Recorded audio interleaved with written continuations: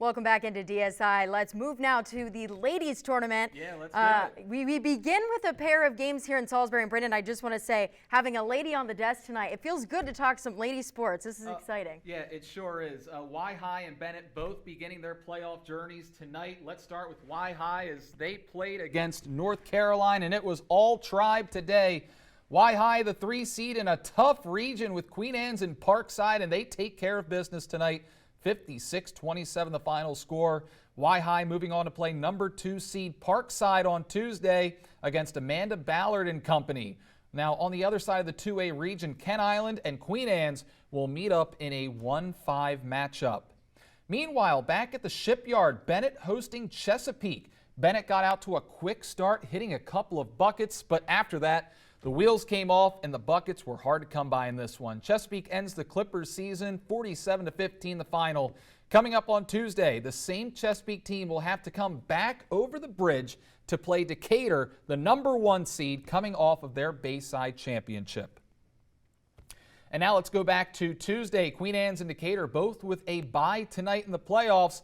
But these two teams met in the girls' Bayside title game, and this was a rematch of the Battle of Unbeatens back in the regular season, a game that Decatur won handily. The Seahawks went on an 18-0 run in that game, and that was the difference, but no such run in this one. Queen Anne's defense was on lockdown all night long, allowing just 24 points all game.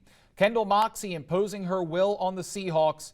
Now, these two teams will not meet in the girls' playoffs, unfortunately, as the Seahawks are the 1 seed in the 3A East region, while the Queen Anne's Lions will compete in the 2A.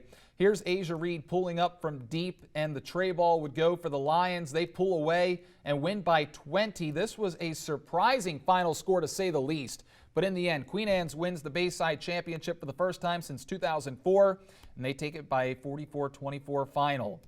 And now let's go back to Tuesday. This game was for all the marbles in the Henlopen South, a matchup of Lake Forest and Woodbridge. Both teams coming in 1 loss in conference play.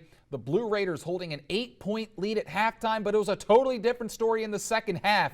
Gabrielle Almonte, she's not going to quit on this play. Watch her track this play down with the rejection on the other end. Almonte with the vision to find Hickman on this play right here. Lake Forest taking advantage of so many easy buckets under the rim. Woodbridge would call timeout at this point. Almonte would take matters into her own hands late. She finished with a game-high 29 points. Woodbridge did all they could to get back in this one, but too many mistakes in the second half. Shots were falling for Lake Forest, and the Spartans stormed back from an 8-point deficit at halftime, and they stormed the courts in Felton on Tuesday, and that's because they won their first Henlopen South Division title in 33 years. First game, we knew we could compete, but we weren't necessarily as confident as we should have been, just because they've been a dominant team in the South the last couple years. But I think that game did a lot for us in terms of building our confidence, and we played well since that game. So I knew they were ready to fight, and they brought it tonight. I mean, all the credit goes to the girls because they played their tails off tonight. We haven't got a win like this since like the 70s. And, we lost to them the first time. We knew we could come in here and beat them. We had to protect the house. We don't quit. We knew we could come back for it. We're here. We wanted it. Impressive game there. Congrats to Lake Forest there. And now for the other scores from around the Bayside tonight. In the Maryland playoffs in the 2A, it was Kent Island who stormed back from a 13-point halftime deficit to stun Easton. So Kent Island will play Queen Anne's. Colonel Richardson with a 20-point win over Perryville tonight in 1A, and Pocomoke wins on the girls' side over Crisfield by 29. But Brendan, I want to go back to the Lake Forest game here. Pretty exciting stuff for the ladies. Like you said, their first title in 33 years. That's impressive. Absolutely amazing. It was such an electrifying atmosphere in that gym. Lake Forest and Woodbridge coming in 1 loss each in that Henlopen South Division.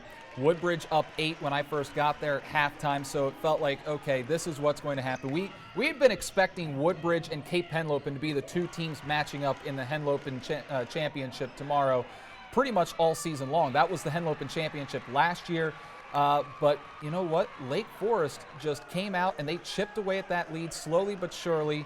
Woodbridge was not getting any baskets to fall. It was very strange. Normally, Woodbridge is able to hit those shots from long range. They just were not falling in the second half.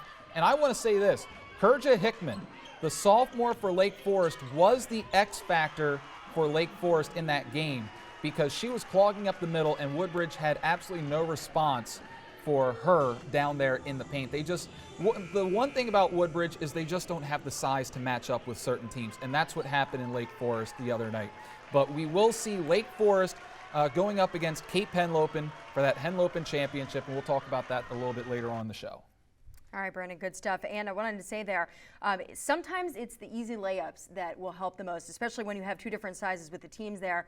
Go for what you know. That is one other thing, is that Lake Forest was getting more offensive rebounds in this game than Woodbridge was, and I feel like that's because there were just more Lake Forest Spartans around the rim.